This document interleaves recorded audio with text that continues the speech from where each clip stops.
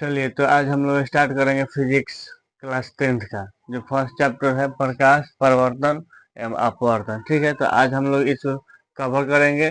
ठीक है, इसमें हम लोग टॉपिक वाइज पढ़ेंगे। ठीक है, और एक टॉपिक को बहुत सारा बातें करेंगे, बहुत सारा क्वेश्चन को बनाएंगे, तब जाकर हमारा एक टॉपिक क्लियर होगा। यानी जो मतलब यहाँ पर तीनों टॉपिक है। देखिए, सबसे पहले है प्रकाश, सबसे पहले प्रकाश, इसके बाद है परावर्तन, इसके बाद है अपवर्तन। अपवर्तन यानी तीन वो है, कितना है, तीन है। ठीक है, तो तीनों को बारी बारी से देखेंगे और इस तरह से देखेंगे ताकि मेरा कोई भी क्वेश्चन ना छूट पाए। ठीक है, यहाँ पर प्रकाश है, ये प्रकाश है, ये जो प्रकाश है, पहले इसको देखेंगे फर्स्ट में, इसके बाद सेकंड में परावर्तन को देखेंगे, थर्ड में अपवर्तन को देखेंगे। तो इस तरह से देखेंगे ताकि मेरा कोई भी क्वेश्चन इससे रिलेटेड ना छूटे और एग्जाम में अच्छा से हम इसके बारे में लिख सके। तो चलिए शुरू करते हैं। देखिए यहाँ पर प्रकाश,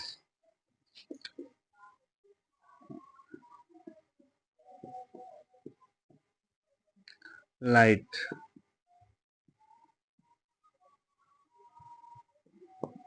देखिए, कोई भी वस्तु है उसको देखने के लिए हमें क्या चाहिए, कोई भी वस्तु है उसको हमें देखने के लिए प्रकाश की आवश्यकता होती है। और मान लीजिए जब प्रकाश ही नहीं रहेगा तो हम उस वस्तु को नहीं देख पाएंगे। तो इसलिए जो है प्रकाश को क्या है, प्रकाश हमें अति आवश्यक है किसी वस्तु को देखने के लिए। तो प्रकाश का परिभाषा क्या हो जाएगा कि प्रकाश वह भौतिक कारण है, प्रकाश वह भौतिक कारण है जिसे हम किसी वस्तु को देखने की अनुभूति देती है, जिसे हमें किसी वस्तु को देखने की अनुभूति देती है। यानी देखिए इधर, मान लीजिए ये प्रकाश है, हमें यहाँ पर कोई वस्तु रखा हुआ है, तो इसको हम देखेंगे कि कैसे देख पाएंगे। यहाँ पर कोई वस्तु रखा हुआ है तो जो प्रकाश है ना सीधी रेखा में गमन करते हैं, सीधी रेखा में गमन करती है। ऐसे मान लीजिए कि यहाँ पर मोमबत्ती जल रहा है। ठीक है, यहाँ पर कोई मोमबत्ती जल रहा है, ऐसे ऐसे ऐसे प्रकाश निकल रहा है। तो प्रकाश ऐसे नहीं जाता, प्रकाश ऐसे नहीं जाता है, टेढ़ा मेढ़ा करके नहीं जाता है, टेढ़ा मेढ़ा नहीं जाता है। प्रकाश जो है सीधे रेखा में जाता है, ऐसे जाता है, ऐसे जाता है, ऐसे जाता है, सीधे जाता है, सीधे जाता है, ऐसे सीधे जाता है। और किस रूप में जाता है, पॉकेट के रूप में जाता है। ऐसे ऐसे पॉकेट के रूप में जाएगा प्रकाश, ऐसे ऐसे रूप में जाएगा।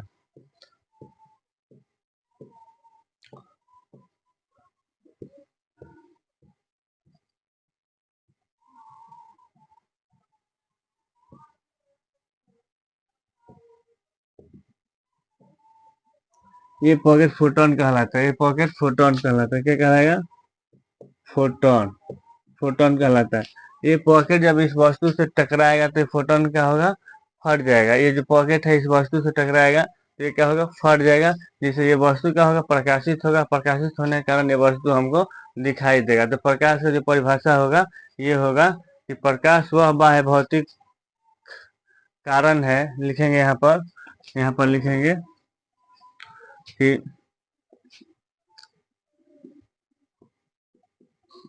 प्रकाश वह बाह्य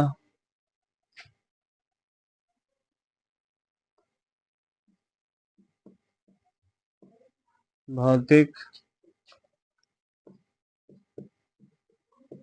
कारण है जिससे जिससे हमें किसी वस्तु को देखने की अनुभूति अनुभूति होती है। ठीक है, अनुभूति होती है। ठीक है, यानी प्रकाश वह बाह्य भौतिक कारण है जिससे हमें किसी वस्तु का देखने की अनुभूति होती है, या डायरेक्टली बोल सकते हैं प्रकाश वह बाह्य भौतिक कारण है जिससे हम किसी वस्तु को देख सकते हैं। ठीक है, अब यहाँ पर देखिए प्रकाश जो है, प्रकाश, यहाँ पर पैराग्राफ चेंज करके लिखेंगे कि प्रकाश एक ऊर्जा का रूप है। प्रकाश क्या है, एक ऊर्जा का रूप है। प्रकाश जो है एक ऊर्जा का रूप है।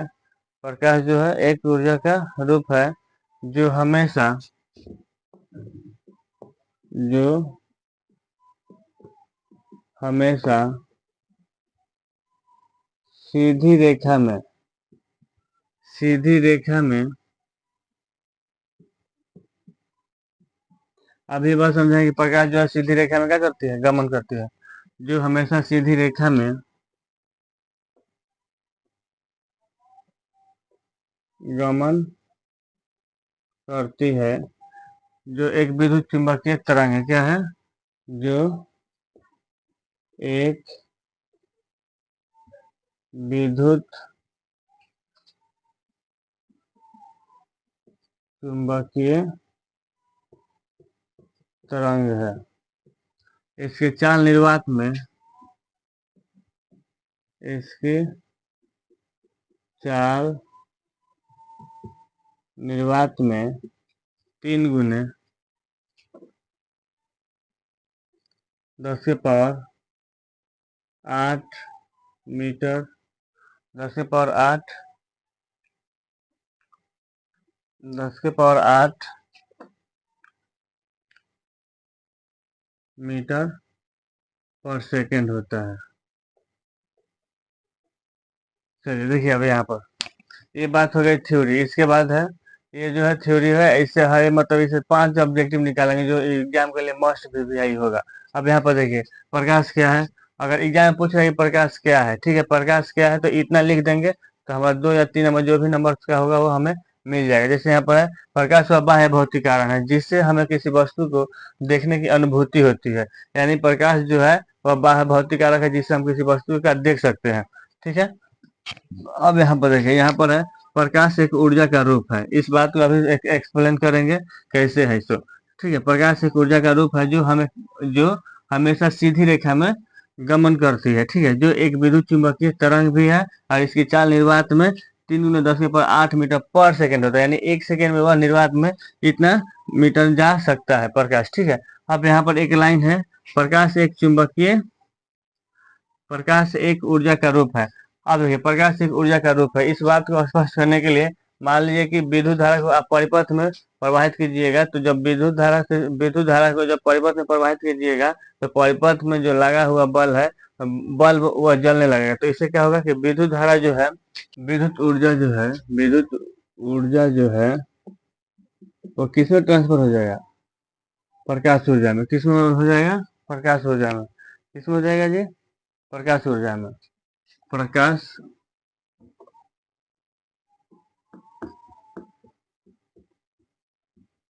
प्रकाश ऊर्जा में, यानी इस लाइन को स्पष्ट कर ऐसे किया जा सकता है।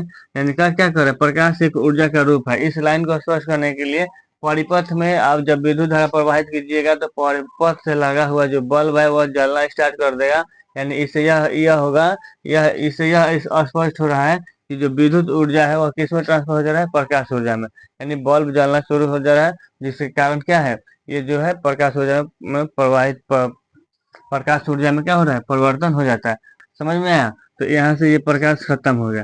अब यहाँ से पढ़ेंगे, अब इससे रिलेटेड जो भी पॉइंट है उसको जानने का प्रयास करेंगे। तो अब यहाँ पर है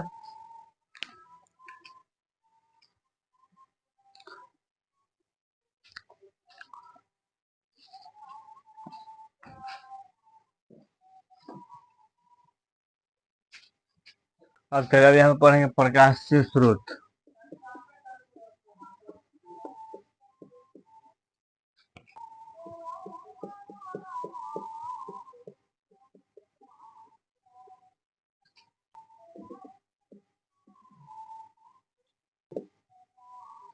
प्रकाशीय स्रोत क्या है, प्रकाशीय स्रोत ये क्या है, प्रकाशीय स्रोत क्या है, यानी वैसा वस्तु जिससे प्रकाश निकलता है उसे हम क्या कहेंगे, प्रकाशीय स्रोत। जैसे ये बल्ब जल रहा है, बल्ब हो जाएगा, दीपक हो जाएगा, मोमबत्ती हो जाएगा, सूर्य हो गया, ये सब जो है आपका प्रकाशीय स्रोत है, ठीक है। यानी जिससे वस्तु क्या है, जिस वस्तु से प्रकाश निकलता है उसको हम क्या बोलेंगे, प्रकाशीय स्रोत बोलेंगे। यानी जिस वस्तु से प्रकाश निकलता है उसे हम क्या बोलेंगे, प्रकाशीय स्रोत बोलेंगे। लिखेंगे कि जिस वस्तु से प्रकाश निकलता है उसे प्रकाशीय स्रोत कहेंगे।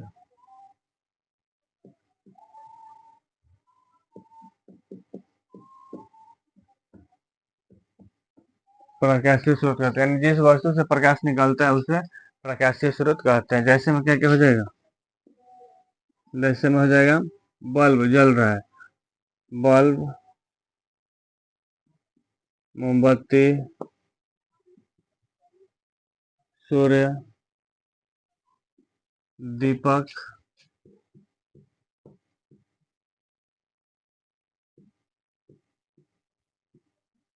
इत्यादि। ये सब जो है, इस सब से क्या निकलता है, प्रकाश निकलता है, इसलिए क्या है, ये प्रकाशीय स्रोत है। इसके बाद है प्रदीप्त वस्तु।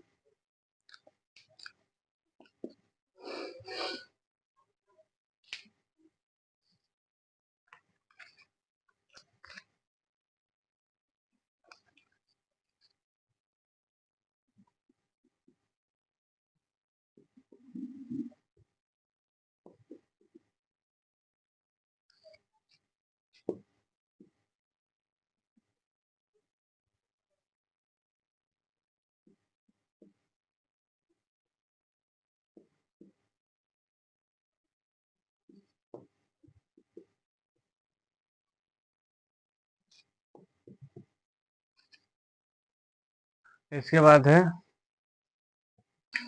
ये है प्रदीप वस्तु, यानी इसका भी डिफिनेशन अगर बोला जाए ना तो ये हो जाएगा, इसका भी डिफिनेशन ये हो जाएगा, इसका परिभाषा ये हो जाएगा। यहाँ भी वही बात है कि जिस वस्तु से प्रकाश उत्सर्जित होती है उसे प्रदीप्त वस्तु या दीप्तिमान वस्तु कहते हैं। ठीक है, यानी जिस वस्तु से प्रकाश, जिस वस्तु से प्रकाश उत्सर्जित उत्सर्जित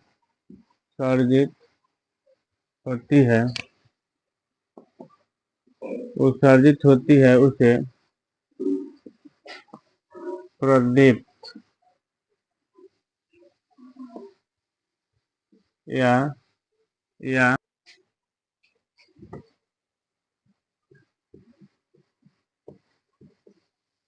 दीप्तिमान वस्तु कहते हैं।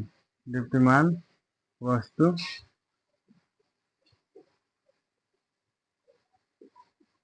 वस्तु कहते हैं।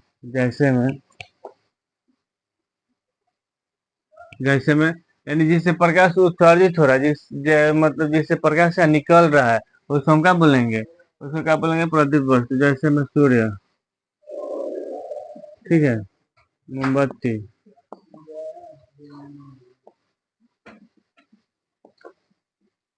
इत्यादि। उसके बाद है प्रदीप।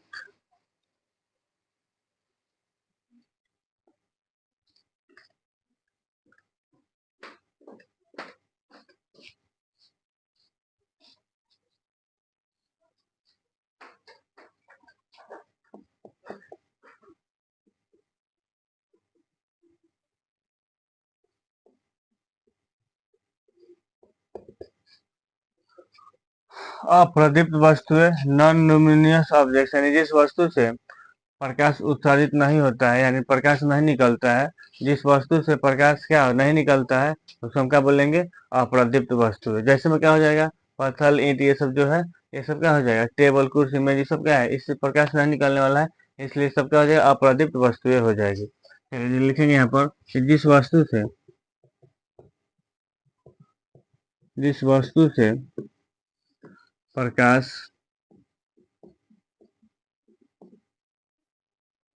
उत्सर्जित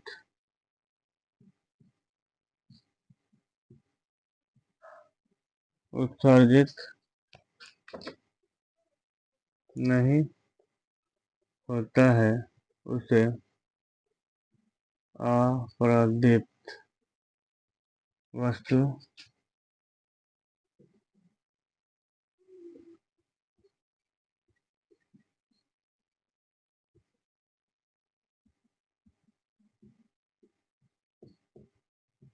अप्रदीप्त वस्तु कहते हैं। जैसे में टेबल, ईंट, पत्थर, इत्यादि। ठीक है। देखिए आज इतना ही हम लोग पढ़ेंगे, इसके बाद नेक्स्ट वीडियो में इससे आगे पढ़ेंगे। लेकिन एक बात याद रखना कि प्रकाश के बारे में पूरा पढ़ा लेने के बाद ही परिवर्तन को स्टार्ट करेंगे। उसके बाद परिवर्तन जब पूरा अच्छा से कंप्लीट हो जाएगा, तब अपवर्तन के बारे में पढ़ा जाएगा। तो यहाँ पर इतना कुछ पढ़ा है, समझ में आएगा। कमेंट कीजिए, ठीक है, कि वीडियो कैसा लगा, और सब्सक्राइब कीजिए, और अपने जितने भी क्लोज फ्रेंड है उस सब के बीच में आप शेयर कीजिए इसको, और ज़्यादा से ज़्यादा इसको शेयर कीजिए, ठीक है।